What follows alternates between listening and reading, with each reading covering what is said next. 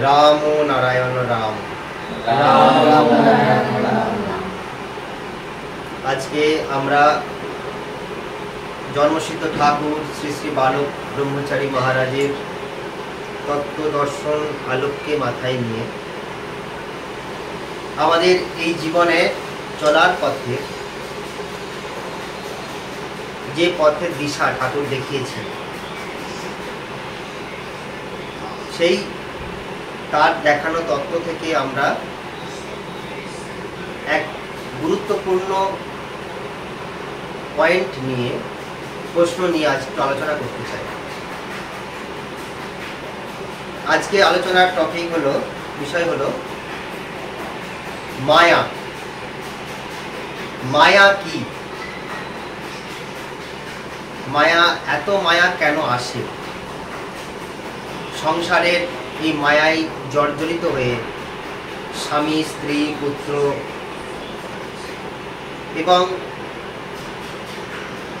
নতুন করে যদি কারোর সাথে কারো দেখা হয়, কিছুদিন তার সাথে সময় কাটানোর পরেতেও খুব মায়া চলে আসে, তাকে ছাড়তে ইচ্ছা করে না। তাহলে এই এত মায়াটা আসে কেন? মনের যে টানটা হয় কেন? আমরা তো জানি যে কেউ কারণ নয়। সেই দিক থেকেও প্রকৃতির যদি সেটাই নিয়ম হয়, তাহলে এই মায়াটা কি? আজকে একটু মহানন্দকে পেয়েছি, ওনার থেকে একটু আমরা এই সম্বন্ধে জানতে চাইছি। মায়া যে হয় সেটা প্রকৃতির নিয়মেই হয়, কিন্তু দেহের মায়া আর আত্মার মায়া এক না।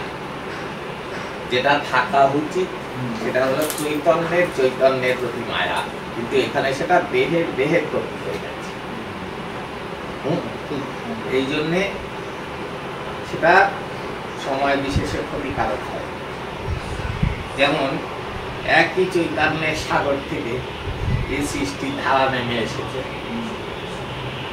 যেটাকে বলা হচ্ছে পরমাত্মা, তার থেকে জীবাত্মা, তার মধ্যে খণ্ডবুদ্ধি, আমিত্ব, যে আমি একজন, ও আরেকজন, সে আরেকজন, কিন্তু শুরুতে মূলে কিন্তু এক সুর।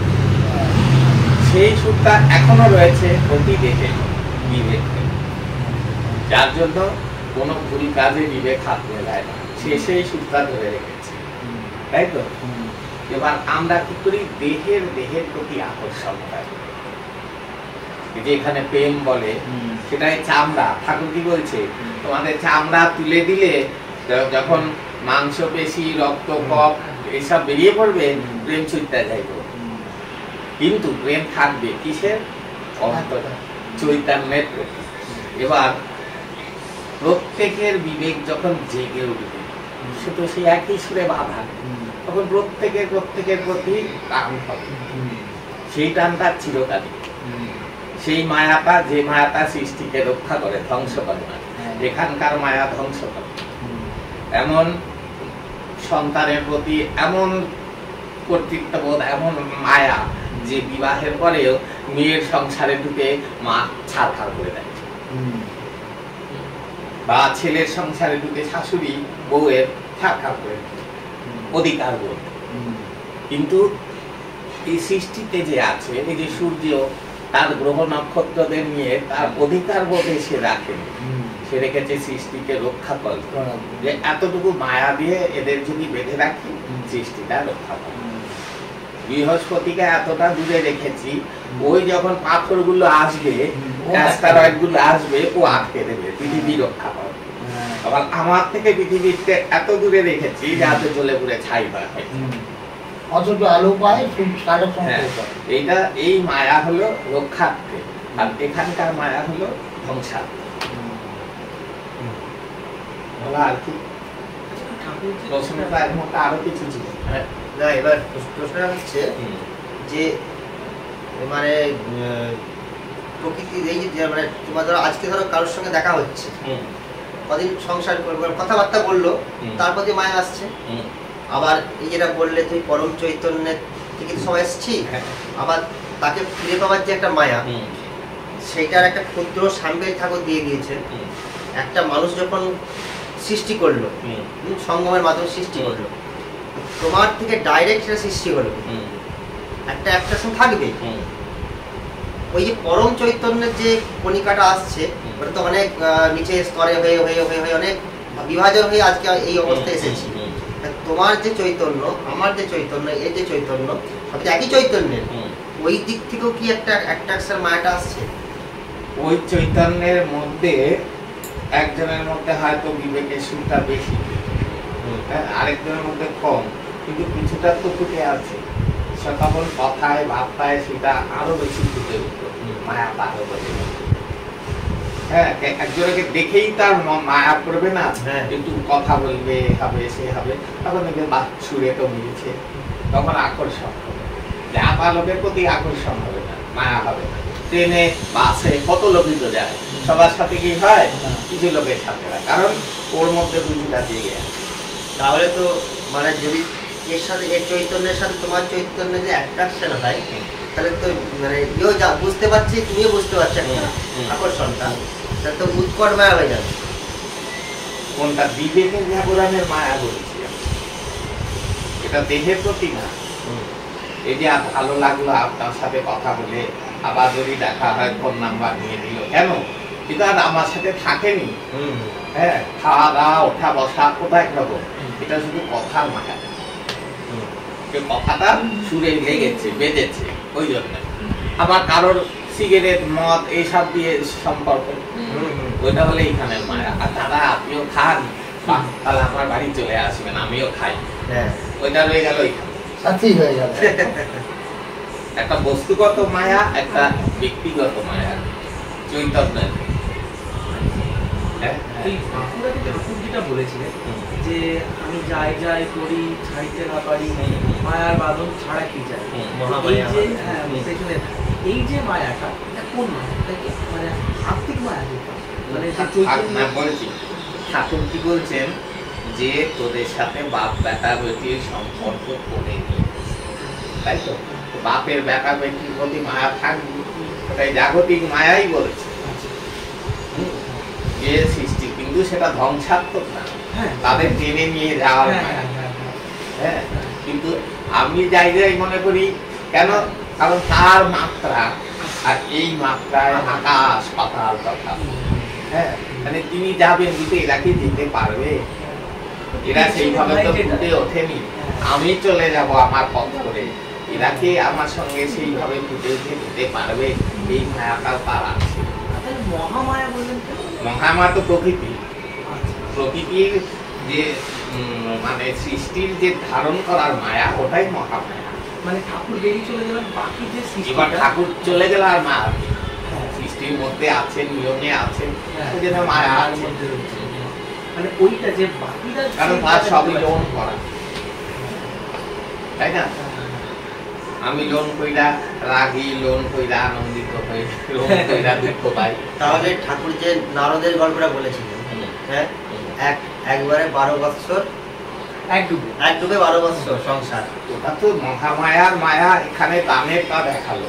হ্যাঁ, বিশ্বাসও করেনি। ওটা ওই যে বললাম দেহের মায়া দেখিয়ে দিল। হ্যাঁ, আমি বলিয়ে দিল। হ্যাঁ, সাত মানে স্বামী স্ত্রী বাচ্চা, এই মায়া। কিন্তু ঠাকুরকে তো সেটা পারবে না, ঠাকুরের বস সে। কিন্তু ঠাকুর সেই এখানের জিনিসটাকে কাজে লাগিয়ে বাপ বেটা বেটি, এই নিয়মটাকে বলে কে কার বাপা, কে কার বেটি। বলছে তোমরা আমায় পরম পিতা বলো, ঠাকুর বলো, এই বলো, আমি কোনোটাই না। কাজে এটা তৈরি করে না, সেই জন্য এই সিস্টেমটার মধ্যে এসে তার সঙ্গে থেকে আর এখানকার অনুযায়ী মায়াটা প্রকাশ করেছে। আচ্ছা ধরো রোবট, কিন্তু বলছে আবার আমি আমার সেই আগের অবস্থায় চলে গেলে কে গিয়ে আমার খোঁজ পাবে, তাহলে তখন এই মায়াটা থাকবে না। যদি তিনি অফ করে দেয়, কারণ এটা লোন করা। তিনি যদি মনে করেন আমি এটাকে আমি ইউজ করবো না, আচ্ছা ধরো এই যে রোবট যেটা হয়, যার জন্য বলছে কেউ আমার কাছেও না, কেউ আমার দূরেও না, কর্ম দিয়ে। হ্যাঁ, মানে রোবট যেটা এখন আর্টিফিশিয়াল ইন্টেলিজেন্স দিয়ে তাদের মাথায় বিচার বুদ্ধি তো দেওয়া হচ্ছে, কিন্তু ইমোশনটা না হবে না, এবার ইমোশন যদি না থাকে, কারণ ওর মধ্যে soul নেই। হ্যাঁ, মায়া যদি না থাকে তাহলে যখন সংসারটা একটু অন্যরকম হয়ে গেছে। হ্যাঁ, তার তো বলে একটা প্রয়োজন আছে। হ্যাঁ মায়ের ছেলে হলো, বললাম আমার মায়া নাই, ছেলে দিয়ে চলে গেল, কি হবে? হ্যাঁ সেটাই। খালি এটার প্রয়োজন আছে, কিন্তু সেটা উৎকট না হয়। প্রয়োজনের অতিরিক্ত, এই যে বলেছি যে বিড়াল যখন তার বাচ্চা দুধ খাওয়া শেষ হয়ে যায় তখন কিন্তু গাছে এনে খাবো। হ্যাঁ হ্যাঁ তাহলে এই সংসারেতে আজকে দেখো না দিকে দিকে কত অশান্তি এই মায়ের জন্য। উৎকট মায়া। হ্যাঁ, তো তাই এই সংসারে যারা আমরা আছি, স্বামী স্ত্রী পুত্র যা বিয়ে নতুন হয়েছে এদের জন্য মায়ার দিক থেকে কি বার্তা দেওয়া যেতে পারে? যে সমাজকে রক্ষা করার জন্য, পরবর্তী প্রজন্মকে ঠিক করে গড়ে তোলার জন্য যেটুকু মায়া প্রয়োজন ওইটুকু ব্যবহার করে। আস্তে পিস্তে নিজেকে বেঁধে হবে। যখন যত বেশি বাঁধবে ছাড়াতে গেলে তত কষ্ট, তাই না? সেই জন্য বন্ধন থাক, কিন্তু যেন সহজে থাকতে পারে। ঠাকুর বলেছিলেন যে নাকটাকে ঢিলে করে ঢিল রাখো। রাখে। উল্টো পিঠে ভালোবাসে, কিন্তু এটা একটু দূরত্ব ঠাকুর বলেন আমি ও আচ্ছা আচ্ছা। যে তোরা নাক বল্টু লাগিয়ে রাখ, কিন্তু ঢিলা করে রেখে দে যাতে ঠাকুর চাপলে উঠে যায়। আমার একটু সুবিধা হবে। কোনটা তুমি বলছো কোনটা ঠাকুর বলছো বলি। মানে ঝড়ের ক্ষেত্রে কিন্তু ব্রিজের দিন নাটগুলো খুলে পুরো ব্রিজ খুলে চলে যাবে, তো এইরকমই ব্যাপার। না, সেই জন্য লাগিয়ে রাখ, হ্যাঁ নড়বড় করতে পারে, কিন্তু তরি ঝুলকে ঢুকে। কিন্তু আজকে মানুষ তো আর সবাই তো এই ধারায় নেই। আমরা যতটা চেষ্টা করছি মানুষকে বোঝানোর, কিন্তু তারা পারিপার্শ্বিক চাপ বিভিন্ন দিক থেকে কি হয়েছে, মানে এমন ভাবে তারা জড়িয়ে যাচ্ছে, এমন ভাবে জড়িয়ে যাচ্ছে যে মানে তত্ত্ব কথা শুনছে, হ্যাঁ সবই মায়া, এসব কিছু নয়, কেউ কারণ নয়, সবই বলে যাচ্ছে, কিন্তু ইনভলভ হতে পারছে না। ওটাকে কারণ এর জন্য ওই তত্ত্বটাকে তাদের মধ্যে ডুবিয়ে দিতে হবে। এটা দিনের পর দিন বললে তবে তা জানবে, এটাই সম্ভব হবে না। ব্যক্তি বিশেষে মায়াটা কম বেশি তো হয়, মানে কেউ যে নিষ্ঠুর হয় হ্যাঁ। তাহলে ধরতে গেলে তার মায়া অনেক কম। সে নিষ্ঠুর, কিন্তু নিজের সন্তানের প্রতি নয়। মায়া নেই তা নয়। হ্যাঁ তো এই যে মায়াটা বা বিবেকটা, এটাকে ধরো কোনো কাজের মাধ্যমে সেটাকে সাপ্রেস কি করে করা হয়? তাহলে ধরো আমি একটা অন্যায় কাজ করছি বা কাউকে আঘাত করছি, একটা আমার মায়া আমাকে আটকাবে যে অযথা মারবো, কিন্তু আমার বিবেক বলবে এটা অন্যায়। কিন্তু এই দুটোকে আমার মন কিভাবে সাপ্রেস করে যায় যে ওরা দুজন মিলে পারে? আত্মস্বার্থ চরিতার্থটা যখন সব থেকে বড় হয়ে দাঁড়ায় তখন এগুলো আর থাকবে না। বুঝতে পারছো? এই যে ঠাকুর কি বলছে, বাপ কি কইরা তোমারে খায় কাছে দেখবা না, বাপ বাপই, বাপ ডাকাতি করে আনলো কি করি। তার মানে বাপের মায়া থেকেই ওটা করেছে সন্তান। সন্তান যদি খেতে পায়। কিন্তু সেটা যখন প্রয়োজনের অতিরিক্ত হয়ে যাবে তখনই অন্যায় হবে। ধরো কেউ একটা তার সংসার এত ধরতে পারবো না আমি। চুপ। কেউ যখন ধরো কোনো সংসার চালাতে গিয়ে কোনো অন্যায় কাজ করছে, তার উদ্দেশ্য কিন্তু যে সংসারটাকে ঠিকঠাকভাবে চালানো, সে করছে অন্যায়। তো এটা যেমন বাল্মীকির ক্ষেত্রে হয়েছিল, বাল্মীকি যেমন বলা হয়েছিল যে তোমার পাপের ভাগ কি তোমার বাবা মা নেবে, স্বামী নেবে, মানে স্ত্রী নেবে, কিন্তু তারা নেয়নি। তাহলে এক্ষেত্রেও কেউ যদি উদ্দেশ্যটা থাকে যে তার সংসারকে প্রতিপালন করার জন্য সে অন্যায় কাজে লিপ্ত হবে, কিন্তু তার মায়া তো তার সংসারের পরিচালনা ঠিকঠাক করে সেই জন্য, বা তার একটা তাগিদ থেকে, কিন্তু আলটিমেটলি তো যে করছে তার দোষ হয়ে যাচ্ছে। এটা কিরকম সিস্টেম? মানে ঠাকুর তো বলছেন যে কাজটা আমি দেখি না, কি উদ্দেশ্য নিয়ে কাজটা করছি সেটা আমি দেখি, মানে বিশ্বপ্রকৃতির যে বিচারটা, এটা এরকম আমার মানে কন্ট্রাডিকশন লাগছে। মানে ওর অপরাধ যে করছে, সাপোজ ধরো আমি আমার সংসার মানে বাবা মাকে মানে চালানোর জন্য আমি একটা চুরি করবো, ঠিক আছে? এবার সেই জন্য এবার যদি বাবা মাকে কেউ বলে, তো বাবা মার তো দোষ নেই, অনেক সময় বাবা মা জানেই না আমি কিভাবে চুরিটা করছি, বা আমি চুরি করে আসছি, বা অনেকে তো আছে যারা রোজগার করে নিয়ে আসে, কিন্তু উদ্দেশ্যটা কিভাবে কি রোজগার করে সে জানে না, কিন্তু আমার মোটিভ হচ্ছে যে আমার সংসারটা চলে। কিন্তু আমি রৌনকের কাছ থেকে কিছু একটা চুরি করে নিয়ে চলে গেলাম, ঠিক আছে? এইবার আমি তোর কাছে অপরাধী হয়ে গেলাম, কিন্তু আমার উদ্দেশ্য ছিল যে যাতে বাবা মা খেতে পারে। এবার বুঝেছি, বলছি এটার জন্য প্রকৃতি দেখবে যে তোমার খাদ্যের ব্যবস্থা করতে যা দায়িত্ব ছিল সে অপরাধ হয়েছে। খাদ্যের দায়িত্বটা কার কার কাজ? সরকার। তাই তো? হ্যাঁ। এই যে জিনিসপত্র জমিয়ে রেখে মজুত করে দাম বাড়াচ্ছে, এটা কার দায়িত্ব? সরকারের নেয়নি, তার জন্য তুমি করছো।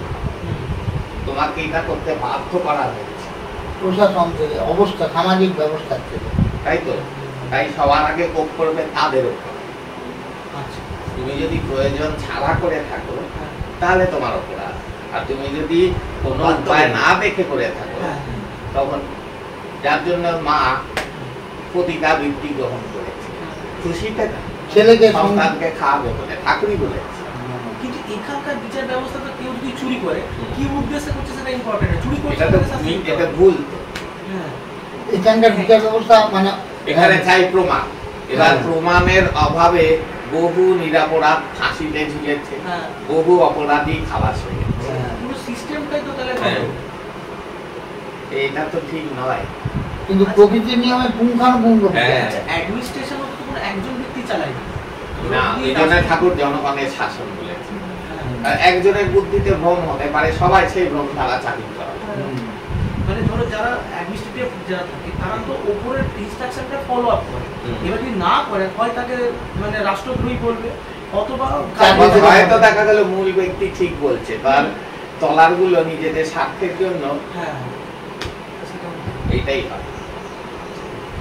মানে টপ মোস্ট লিডার যদি চায় যে এই জিনিসটা এইভাবে করবে, সেটা যদি অন্যায় হয়, পরবর্তী যারা আছে তারা যদি সেটা প্রতিবাদ করে উঠতে না পারে, তাহলে মেইন যে বলছে হ্যাঁ, এর জন্যই আত্মগঠনের সঙ্গে সঙ্গে দেশ গঠন, যেটা নেতাজি করেছে, চরিত্র গঠন করেছে তার আইএম এর লোকেদের।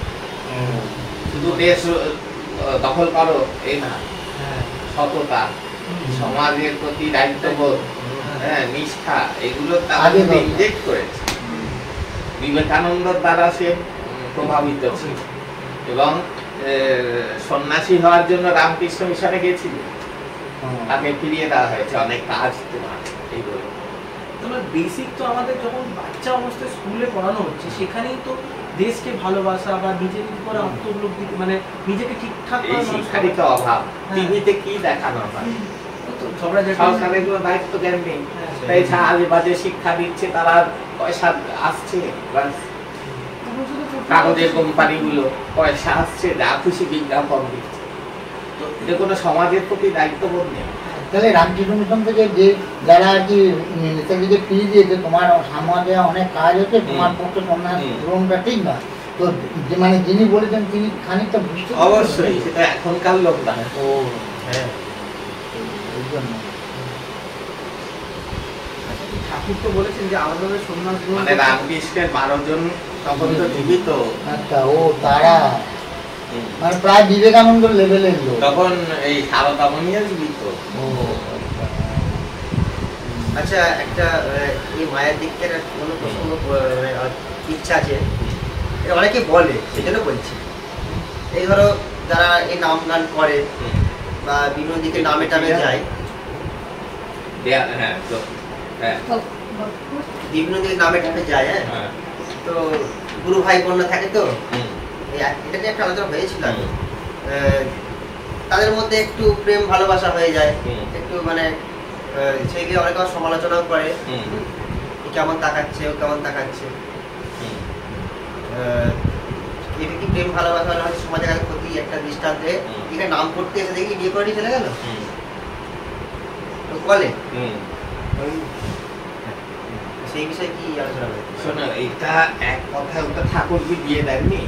হ্যাঁ, ঠাকুর নিজের শিষ্যদের পছন্দ মতো ঠিক করে দিয়েছেন, দুজনই শিষ্য, আবার শিষ্য নয় এও হয়েছে। এবার তোমার উদ্দেশ্য ঠাকুর কিনা দেখতে হবে, এ ঠাকুরের পথে আছে তাই একে জীবন সঙ্গী করবো, এইটা নাকি ওকে আমার দেখতে ভালো লাগছে, এইটা তফাৎ হয়ে গেল। হ্যাঁ, মানে আগামী জীবনটা যাতে সমস্যা না হয় হ্যাঁ, এটাও একটা হলো বলা আছে। দুজনে মিলে ঠাকুরের কাজ ধারাকে এগিয়ে নিয়ে যাবো। হ্যাঁ, এই ব্যাপারটা কিছুদিন আগে আমি নাম বলতে চাইছিলাম, ওই পারে থাকে তারা বলছিল তারা মানে ভালোবাসা প্রণয় এটাই করেছিল যাতে আগামী দিনটা সুষ্ঠুভাবে দুজন মিলে চলতে পারে এবং এক এককে কমপ্লিমেন্ট করে চলতে পারে। কিন্তু বিয়ে করার পর এরকম দাঁড়িয়েছে যে কথা ছিল দুজন একসঙ্গে চলবে, কিন্তু মানে ওনার ওয়াইফই বলছে যে তুমি তো নাম গানে বেরিয়ে যাচ্ছ, আমি যেতে পারছি না সংসারে ইচ্ছা। কিন্তু তাদের এই তুমি এটা বলে উদ্দেশ্যটা কিন্তু এই জন্যই হয়েছিল যে একসঙ্গে চলা, এটা প্র্যাকটিক্যালি একজন আমাকে বলেছিল। এই যে তোর তোর ফ্যামিলি যেমন একসাথেই যাচ্ছিস সর্বত্র, বাবা মা ছেলে, হ্যাঁ এটাই হওয়া উচিত। সুন্দর, প্রত্যেকে তিনজন একসঙ্গে। বাড়িতেই যদি অশান্তি থাকে তাহলে তো বাইরে কাজেই দেখতে হবে, মুখে যে বলেছে কি করেছো দেখবো না কি মন নিয়ে করেছো। তো তোমার সেই বিবাহ যদি নামের আসর থেকেও হয়, কিন্তু সেটার বহিঃপ্রকাশটা যেন মানে এ না হয়, কটু না হয়, বিষদিশ না হয়। এটা সমাজে একটা খারাপ মেসেজ দিয়েছে। তোমার ঠিক আছে, পছন্দ হয়েছে, দুই বাড়ির সাথে কথা বলো, বাবা মাকে জানাও। ঠাকুর বলছে বাবা মার বিরুদ্ধে গিয়ে কিছু করবে না। যদি বাবা মা বলে হ্যাঁ আমার পছন্দ হয়েছে, ঠিক হয়েছে, কথা বলে বিয়ে করে নাও। প্রেম করে ঘুরে বেড়াবো 10 বছর, ওইরকম তো দরকার নেই। সেক্ষেত্রে সেটা ও যেটা বলছে সেটা হবে। হ্যাঁ, সবটার মধ্যেই গঠনমূলক থাকবে। এক কথায় আর কি ওরকম এটা অপরাধ, এটা নয়, এরকম হয়। সেই আর কি। সেই মায়ারই তো কথা হচ্ছে, হ্যাঁ। সবই তো মায়ারই ব্যাপার। তুমি কিছু বলবা? সব বন্ধন। মায়ের ক্ষেত্রে একটা কর্তব্য আছে, দায়িত্ব পালন আর মায়ের দায়িত্ব। হ্যাঁ, এটাও ঠিক, কর্তব্য, কিন্তু শুধু নিজের পরিবারের 4 জনের প্রতি কর্তব্য আর 10-এর প্রতি কর্তব্য। ঠাকুর বলছে আমার বিশ্ব পরিবার, আর তুমি বলছো আবার 4 জনের পরিবার, 3 জনের পরিবার। একজনও নয়, দুজনও। যাই হোক, মানে তুই মানে তুই, হ্যাঁ হ্যাঁ হ্যাঁ। মানে উদাহরণস্বরূপ। যে সবার জন্য মন কাঁদে, করতে পারি কতটা কি না পারি পরের কথা, আমার ইচ্ছাটা আছে। ঠাকুর বলছে দেখো তুমি বিভূতির প্রয়োজন আছে, কেন? তুমি মহাপুরুষ, লোকের ভালো করতে চাও, বিভূতি না থাকলে কি করে করবে? তেমনি তোমার বড় মন, অর্থের প্রয়োজন আছে, বলে তুমি লোকের জন্য করবে, কিন্তু অর্থটাকে সঠিক পথে খরচা, তাতে অপরাধ নেই। আমাকে একজন জিজ্ঞেস করেছিল, ঠাকুরেরই শিষ্য, আমি বলেছিলাম তুমি কোটি টাকা কামাও, ক্ষতি নেই, কিন্তু লোকের ঘাড়ে মাথায় পা দিয়ে দাও। বুঝলে, যে কোনো কাজই করো সেটা যেন উদ্দেশ্যটা শুভ, পুনশ্চ শুভ উদ্দেশ্যে হয়। শত্রু নিধন, তাহলে রাম রাবণকে যে মারলো তো খুনই করলো, দুর্যোধনকে যে মারলো খুন, কিন্তু মঙ্গলে। মানে আমাদের যে প্রতিরক্ষা বাহিনী যারা আছে তারা তো মিলিটারি মারে, দেশকে বাঁচানোর জন্য করে। বলেছি বরং তুমি তাদেরকে অ্যাওয়ার্ড দেওয়া হয়। খুন করলে জেলে যাও, ও খুন করলে পুরস্কার পায়। হ্যাঁ।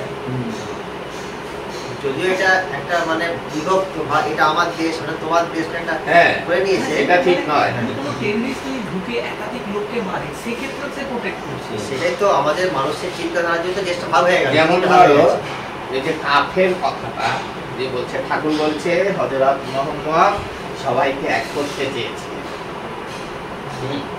এখনকার এরা বিকৃত করেছে, মানে কাফের মানে কি, যে মুসলমান নয় সে কাফের নয়, যে সততার পথে নেই সে কাফের।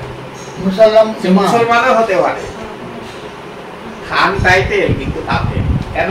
কারণ ওই সততার পথে সে নেই। এটা বিকৃত মানে করেছে। কাফেরকে মারো মানে কি, যে অন্যায়ের পথে আছে তাকে। একটা বেদের মতে বা বেদের পথে পৃথিবীতে জন্মগ্রহণ করা যে কোনো পশু পাখি জীব জন্তু মানুষের পৃথিবীর যে কোনো জায়গায় বসবাস করার অধিকার থাকা উচিত। তাই তো, পাখিদের কি আছে আমার দেশ তত্ত্বে? মানুষের ক্ষেত্রেও তাই হওয়া উচিত। এমনকি এই যে গুজরাটের গির অরণ্যে সিংহ, আফ্রিকায় সিংহ, কারণ দুটো তো এক ছিল।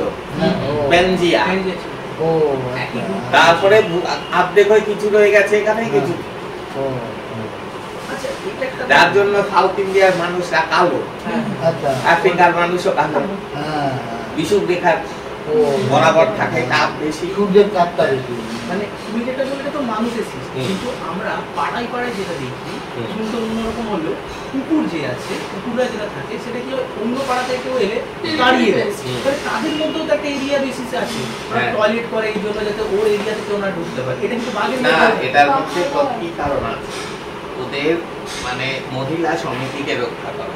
আচ্ছা হ্যাঁ, ওদের ওরা বংশ বৃদ্ধি করবে, ওখানে যেন অন্যরা এসে ওর উপরে না। আচ্ছা ওটা প্রকৃতি থেকে করে দিয়েছে একটা ন্যাচারালি, যে ওইটার মধ্যে সীমিত রইল, নইলে কোনো লিমিট থাকতো না। কুকুরে হ্যাঁ, ওটা দিয়ে কিন্তু হ্যাঁ হ্যাঁ সংখ্যা কন্ট্রোল হচ্ছে। তাতে ওদের রোগ সংক্রমণটাও কমে যায় বাঘেরাও কিন্তু বা সিংহরাও সবাই ওরকম থাকে। সবাই, হ্যাঁ। তো ওরা কি মানে ন্যাশনাল যেগুলো এটা বলে খাদ্যের জন্য, যে এই পরিবেশটাতে কিন্তু আমার খাবারটা থাকে। না, ওদের এখন ওই হারেম বলে না, এক হ্যাঁ, রাজা হ্যাঁ, বহু বউ, হ্যাঁ হ্যাঁ ওদের রক্ষা করে। বলছি যে এই যে আইন ব্যবস্থা আমাদের, কেউ অন্যায় করলো তাকে আইনত শাস্তি দিল, হুম। আর কেউ আইনের সাহায্য না পেয়ে হয়তো বদলা নিয়ে তাকে খুন করলো, এবং হুম। দুটোই তো মানুষই করছে, প্রকৃতি থেকে তো দুজনকে দিচ্ছে না। হুম। তাহলে এই আইনটাও তো ভুল নাকি? আর এই যে বদলা নিচ্ছে তারও দোষ আছে নাকি? ওই যে বললাম যে যখনই প্রমাণের অভাবে করব না, এটাই তো ভুল হয়ে গেল। সবকিছু প্রমাণ হয়, না। নিঃশব্দে একজনকে মেরে দিয়ে চলে গেল, কোনো প্রমাণ নেই, ও বেঁচে গেল, কোনো প্রমাণ পাইনি। আর এ করলো যে প্রতিশোধ নিতে, সেই কথা ওকে একজন মেরেছিল, তার বদলে মারলো, এটা আইনত অপরাধ ঠিকই, কারণ মারার অধিকার কারোরই নেই, নিয়ম। আমরা এদিকে কিন্তু আত্মরক্ষার জন্য মারতে পারে, প্রতিশোধ নেওয়ার জন্য মারা ঠিক না। ওটা আইনের হাতে অপরাধ তুলে দেওয়া উচিত। আর যদি আইন তাকে ভুলভাবে এ করে, তখন যার বোধ জ্ঞান আছে সে ভাববে প্রকৃতির নিয়মে সে শাস্তি ঠিকই পাবে। আমি হ্যাঁ নিজের হাতে নেব না, এবং পায়েও। আচ্ছা, একটু অন্য লাইনে যাই একটু। যে এখানে অনেকে বলে না যে মায়া ত্যাগ না করলে ভগবান দর্শন হয় না, তো এখানে মায়াই ভর্তি রে, জাগতিক মায়া ত্যাগ করতে পারেনি, তো ভগবান দর্শন বা তার বোধকে তুই বুঝবি কি করে? এবার ওই যে বললাম যে স্ত্রী পুত্র কন্যা নিয়ে সংসার করেছে, বছর বছর তাদের পরিবারতন্ত্র নিয়ে পুজো নিতে আসছে, দুর্গা দিয়ে আসে, প্রত্যেক বছর কার্তিক গণেশ আর এই লক্ষ্মী সরস্বতী নিয়ে আসে, অন্যের বাচ্চা তো নিয়ে আসে, তারও মায়া। দুর্গাকে তো বলাই হয় মহামায়া। হ্যাঁ, তার নিজের পরিবারকে নিয়েই আসছে, যাচ্ছে, এটা ওসব বাজে কথা। মায়া ভগবান নিজেই তো মায়া দিয়ে সৃষ্টি করেছে। এটা প্রয়োজন। ঠাকুর নিজে ওইটা করে বললাম, যেটা যতটুকু অব্দি প্রয়োজন ওইটুকু রাখতে হবে। ঠাকুরের একটা কথা আছে না, যে এখানের লোকে বলে যে মহাপুরুষদের নাকি মায়া থাকে না, হ্যাঁ। আমার তো দেখি খুব মায়া তোমাদের প্রতি, এটা ঠাকুরের কথা। হ্যাঁ। কেন বিবেকানন্দ একজনের মৃত্যুতে কাঁদছিল, তখন একজন জিজ্ঞেস করেছে আপনি না সন্ন্যাসী, আপনি কাঁদছেন? বলে কেন সন্ন্যাসীর মন থাকতে নেই? এগুলো ভুলভাল। অবশ্যই মন আছে এবং কাঁদবে, মানে এটা সত্য, কিন্তু ওটাকে ঢাকা দেওয়ার জন্য আমার মায়া নাই, এদিকে ভেতরে পরিপূর্ণ মায়া। নকল।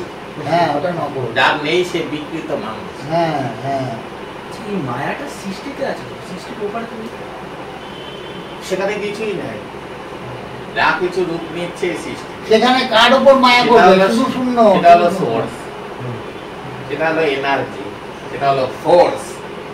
সেই ফোর্সের খেলায় রূপ নিতে, মানে সবকিছু তো ব্রহ্মচর্যের মধ্যে ফেলতে হবে, মানে সবকিছু থাকবে, কন্ট্রোল করতে হবে, ব্যালেন্স মেনটেন করতে হবে।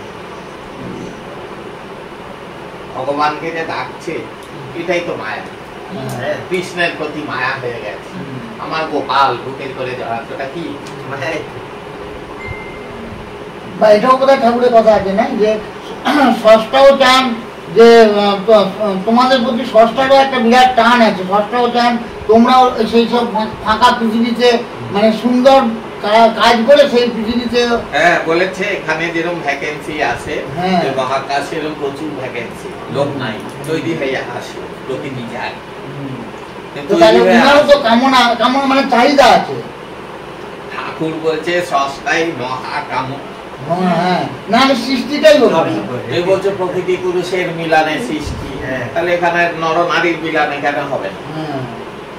ওটাও তো ষষ্ঠারই মানে যে দেখুন এক ছিলাম এবার এক থেকে প্রকৃতি হলো মিলনে সৃষ্টি হয় বহু, তাহলে আপনারা যৌবন এলো এক ছিলেন, ইচ্ছা হলো দুই হয়, দুই হলেন সৃষ্টি, তো ষষ্ঠারই রূপ একদম ছোট করে। হ্যাঁ, মানে সৃষ্টির নিয়মেই আছে এটা। কিন্তু সেটাই যখন বিকৃত হয়ে রূপ নিয়ে নেয় তখনই মুশকিল। আমার মিলনের মূল উদ্দেশ্য হলো সৃষ্টিকে এগিয়ে নিয়ে যাওয়া, নিজের একটা গণ্ডিবদ্ধ সংসার তৈরি করা নয়। মানে সৃষ্টির মধ্যে একটা তো নিয়ম আছে, সেই নিয়মটা ষষ্ঠাই তৈরি করে দিয়েছেন, কিন্তু ষষ্ঠা ওই নিয়ম সাধারণত ভাঙেন না, কিন্তু ইচ্ছা করলে ভাঙার অধিকার আছে, মানে ভাঙতে পারেন না, যে করে সে ভাঙতে পারে। কেননা রামকৃষ্ণ একটা গল্পে পড়েছিলাম যে রামকৃষ্ণকে একজন বলেছিল যে আপনি যা খুশি করতে পারেন, বলছে তার মানে কি জিনিস চাইছো তুমি, বলছে মানে একটাই ফুল মানে ফুলের একদিকটা নীল ফুল হবে একদিকটা সাদা ফুল হবে, এরকম করতে পারেন, বলছে আমি পারি না, তবে মা ইচ্ছা করলে পারে। হ্যাঁ, তখন বলছে করে দেখান তো, বলছে আমি মায়ের কাছে প্রার্থনা করছি, তারপর নাকি ওরকম হয়েছিল যে একই ইয়েতে একদিকটা সাদা একদিকটা মানে পুরো জিনিসটা জানি না এই টাইপের আর কি। এই যে গন্ধ বাবা, হ্যাঁ বিশুদ্ধানন্দ সরস্বতী, সে সূর্য বিজ্ঞান, ওর থেকে ফুল গন্ধ এসব তৈরি করতে, সূর্যের রশ্মি সম্ভব।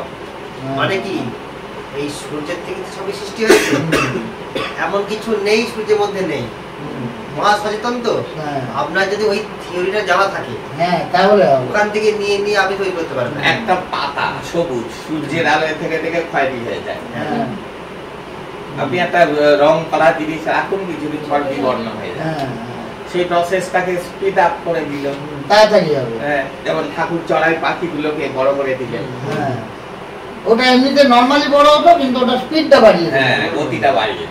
আবার যদি সূর্যকে দিয়ে এবং এটা সম্ভব কেন বলছি, তাহলে বিজ্ঞানীরা কি করে ওই ইনকিউবেটরে ডিম ফোটাচ্ছে, একসাথে এত বিজ্ঞান হলেই ভালো, এটা হলেই কুসংস্কার। ফুল ফলও তো হাইব্রিড তৈরি করে।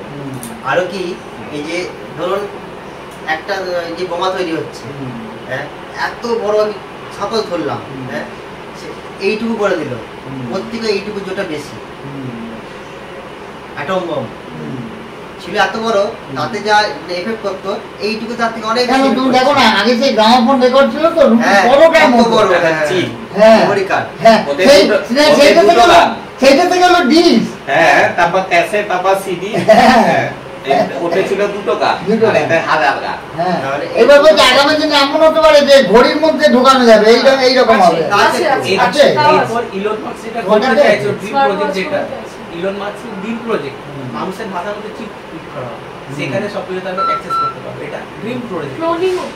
ক্লোনিং তো না, ক্লোনিং আবার সূর্যকে যদি জিজ্ঞেস করে প্রভু তুমি এই শক্তি এইসব শক্তি পেলে কোথা থেকে, বলবে আমার কিছুই জানি না, আমি পেয়েছি মহাশূন্য থেকে। না সূর্য আরো বড় সূর্যের থেকে সৃষ্টি।